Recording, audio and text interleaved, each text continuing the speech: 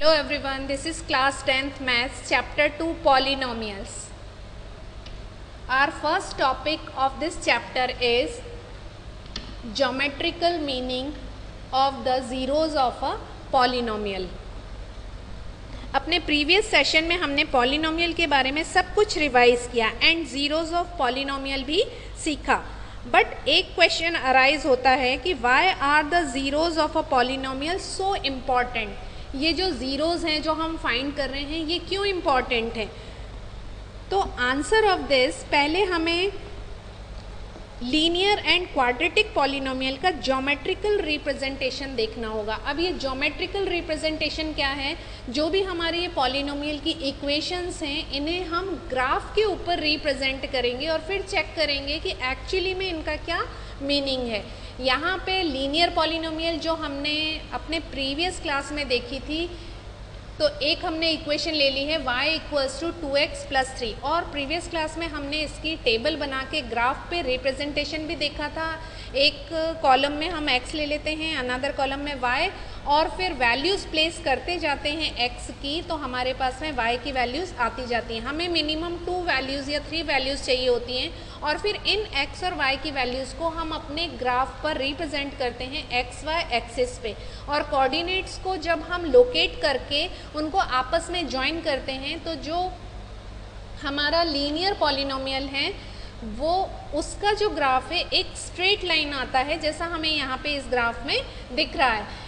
Linear word बना है line से और लाइन आ रही है, एक स्ट्रेट लाइन आ रही है. राइट, ये हमने डायरेक्टली बुक से लिया है. आप बुक से भी इसको और अच्छे से समझ सकते हैं. तो ये तो हो गया हमारा लीनियर पॉलिनोमियल का ग्राफ. अब हम क्वाड्रेटिक पॉलिनोमियल का ग्राफ देखेंगे जो हमने अब तक अभी तक नहीं बनाया है, पर उसका मेथड बनाने का बिल्कुल सेम है. एक हमने क्वाड्रेटिक इक्वेशन ले ली, X square minus 3x minus 4 ले लिया और इसे बिल्कुल वैसे ही हमने x और y की वैल्यूज़ प्लेस करते हुए एक हमने टेबल बना ली और ग्राफ के ऊपर रिप्रेजेंट किया एक्स वाई एक्सिस पे. जब हमने ग्राफ पे रिप्रेजेंट किया और उन पॉइंट्स को हमने कंबाइन किया तो हमारे पास ये एक ऐसा यू सा शेप बन रहा है. अब ये जो यू सा शेप है इसे मैथमेटिकल लैंग्वेज में पैराबोला बोलते हैं. और ये जो पैराबोला बन रहा है ये पैराबोला ऊपर की साइड ओपन है और कभी कभी ये ऐसा भी होता है कि ये नीचे की साइड ओपन होता है.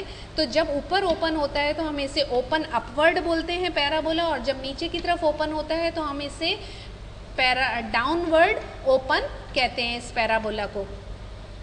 अब अगर इन पॉइंट्स को हम देखें या इस ग्राफ को, हम दोनों ही ग्राफ को थोड़े ध्यान से देखें तो जो ग्राफ हमारा है एक्स एक्सिस पे, ये देखिए एक्स एक्सिस है, एक्स एक्सिस पे ये ग्राफ 2 पॉइंट्स पे कट कर रहा है.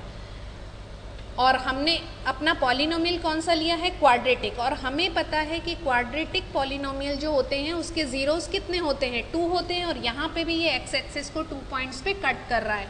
और ठीक वैसे ही अगर यहाँ लीनियर पॉलिनोमियल में देखें तो यहाँ पे भी ये जो ग्राफ है ये एक्स एक्सिस को 1 पॉइंट पे कट कर रहा है. और लीनियर जिसकी की पावर 1 होती है उसके भी ज़ीरोज़ 1 होते हैं. तो कुछ बात हम यहाँ से, कुछ कंक्लूजन हम यहाँ से फाइंड कर सकते हैं कि जो हमारे पॉलिनोमियल के ग्राफ हैं, चाहे वो लीनियर हो, क्वाड्रेटिक हो या क्यूबिक हो, वो जब ग्राफ पे हम प्लॉट करते हैं तो 1 पॉइंट, 2 पॉइंट, 3 पॉइंट इस तरह से एक्स एक्सिस पे कट करते हैं. अब कुछ और इससे रिलेटेड हम और कुछ केसेस भी देखेंगे, क्योंकि हमारे लिए जो है क्वाड्रेटिक पॉलिनोमियल एकदम न्यू है. यहाँ इससे पहले हमने इसके बारे में ज़्यादा डिस्कस नहीं किया था. तो इस क्वाड्रेटिक पॉलिनोमियल के कुछ डिफरेंट केसेस हैं कि कैसे अगर क्वाड्रेटिक पॉलिनोमियल हो तो और वो फिर उसका ग्राफ पे हम प्लॉट करें तो वो किस तरह से दिखाई देगा. तो केस 1 अगर हम डिस्कस करते हैं, इक्वेशन यहाँ पर हमने नहीं लिए क्योंकि इक्वेशन तो बहुत डिफरेंट तरह की हो सकती है, बट जो ग्राफ है वो मेनली 3 टाइप्स के ही दिखेंगे, या तो ओपन अपवर्ड या डाउन अपवर्ड. तो यहाँ फर्स्ट पार्ट में नीचे की तरफ ओपन है हमारा पैराबोला और सेकेंड वाले पार्ट में हमारा ऊपर की तरह ऊपर की तरफ ओपन है, बट दोनों ही सिचुएशन में हमारा जो ग्राफ है वो एक्स एक्सिस को 2 पॉइंट्स पे कट कर रहा है। ये हमारी मेन चीज़ है फर्स्ट केस की। जब हमने फर्स्ट केस डिस्कस किया तो सेकंड केस हमारा क्या हो जाएगा, इस सिचुएशन में हमारा जो ग्राफ है एक्स एक्सिस को एक पॉइंट पे टच कर रहा है ओनली, और जब नीचे की तरफ ओपन है और जब ऊपर की तरफ ओपन है, दोनों ही सिचुएशन में एक्स एक्सिस को एक पॉइंट पे टच कर रहा है। तो यहाँ से कुछ एक कंक्लूजन है हमारा कि जितने पॉइंट्स पे कट कर रहा है उतने ज़ीरोज़ तो हैं, तो क्वाड्रेटिक पॉलिनोमियल के 2 ज़ीरोज़ हैं। तो फर्स्ट सिचुएशन में, फर्स्ट केस में हमें टू डिस्टिंक्ट, अब ये डिस्टिंक्ट क्या है, डिफरेंट फैक्टर्स या डिफरेंट ज़ीरोज़ मिलेंगे। सपोज़ एक ज़ीरो मेरा 1 हो सकता है, तो दूसरा ज़ीरो मेरा -2 या कुछ भी हो सकता है, बट दोनों ही डिफरेंट होंगे, राइट। और जब दूसरे केस में हमारे पास में सिर्फ एक पॉइंट को टच कर रहा है, पर चूंकि ये क्वाड्रेटिक पॉलिनोमियल है तो एक ज़ीरो तो इसका हो नहीं सकता है, ज़ीरोज़ तो इसके 2 ही होंगे, लेकिन ये जो एक पॉइंट पे टच कर रहा है तो दोनों जो ज़ीरोज़ होंगे वो बिल्कुल सेम होंगे, सेम। सपोज़ एक ज़ीरो अगर 1 है तो दूसरा ज़ीरो भी हमारा क्या हो जाएगा, 1 ही होगा, और दोनों बिल्कुल सेम होंगे, 2 ज़ीरोज़ होंगे बट दोनों सेम होंगे। तो यहाँ हमें ग्राफ में एक पॉइंट पे टच करते हुए दिखाई दे रहा है।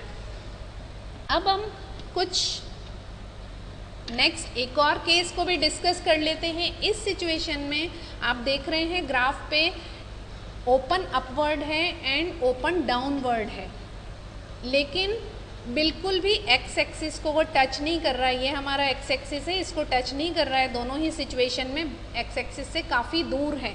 तो इस वाली सिचुएशन में हम जो है अपने क्वाड्रेटिक पॉलिनोमियल के ज़ीरोज़ को फाइंड नहीं कर सकते हैं। डज नॉट एग्जिस्ट होता है यहाँ पे, ज़ीरो डज नॉट एग्जिस्ट,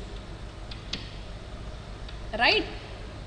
इसे हम और ज़्यादा अच्छे तरीके से हायर क्लासेस में पढ़ेंगे, बट अभी हमें सिर्फ इतना ही समझना है कि जब हमारे पास एग्जैक्टली 2 पॉइंट्स पे कट कर रहे हैं तो 2 ज़ीरोज़ होंगे, और जब एक पॉइंट पे टच कर रहा है तब भी ज़ीरोज़ तो 2 ही होंगे, बट वहाँ पे 2 सेम हमारे पास में उसके ज़ीरोज़ होंगे, और जब बिल्कुल भी टच नहीं कर रहा है, डिस्टेंस है, तो वहाँ पे हम ज़ीरोज़ को फाइंड नहीं कर सकते हैं, डज नॉट एग्जिस्ट होता है। तो अब जो हमने जो क्वाड्रेटिक पॉलिनोमियल का कंक्लूजन निकाला, उसके अकॉर्डिंग अगर मैं आपसे एक क्वेश्चन करूं कि graph of cubic polynomial x axis को कितने पॉइंट्स पे कट करेगा, तो आपका आंसर क्या होना चाहिए यहाँ पे, डेफिनेटली 3 होना चाहिए, क्योंकि जब क्यूबिक पॉलिनोमियल है, और हम बार बार ये बात कर रहे हैं कि किसी भी पॉलिनोमियल की जितनी पावर है वो उतने ही उसके ज़ीरोज़ होते हैं, उतने ही पॉइंट्स पर एक्स एक्सिस को कट करता है, right? I think this concept, students,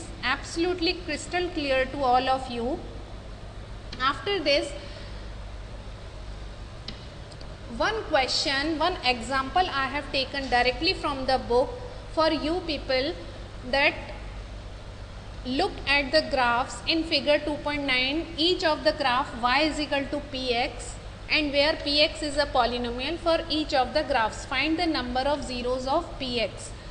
simple सा क्वेश्चन है, ज़्यादा लैंग्वेज में हमें परेशान नहीं होना है कि एक हमारे पास पॉलिनोमियल है px, उसके ज़ीरोज़ हमें ग्राफ को देखकर बताना है। तो बहुत सिंपल है, जब हमने इतनी सारी चीज़ें सीखी हैं तो फर्स्ट पार्ट में हम डायरेक्टली चेक कर लेंगे कि एक्स एक्सिस को हमारा ग्राफ कितने पॉइंट्स पे कट कर रहा है, 1, तो फिर उसके ज़ीरोज़ कितने हो गए, 1 हो गए।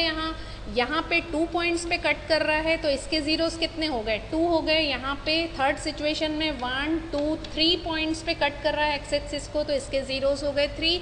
फोर्थ वाली सिचुएशन में 1 पॉइंट पर ही कट कर रहा है एक्स एक्सिस को, तो इसके ज़ीरोज़ हो गए 1। एंड फिफ्थ वाली सिचुएशन में ओनली 1 पॉइंट को टच कर रहा है, पैराबोला बन रहा है, बट हम तो टच वाला देखेंगे तो हम तो उसके ज़ीरोज़ 1 ही बताएंगे, भले ही वो 2 हों और सेम हो, बट हम ज़ीरोज़ उसके 1 ही काउंट करेंगे। 6 वाले पॉइंट में 1, 2, 3, 4 पॉइंट्स पे कट कर रहा है तो उसके ज़ीरोज़ हो गए 4। On the basis of these concept students, exercise 2.1 you have to solve in your book itself, because it's a simple exercise, so it's not compulsory to do this exercise in the maths notebook.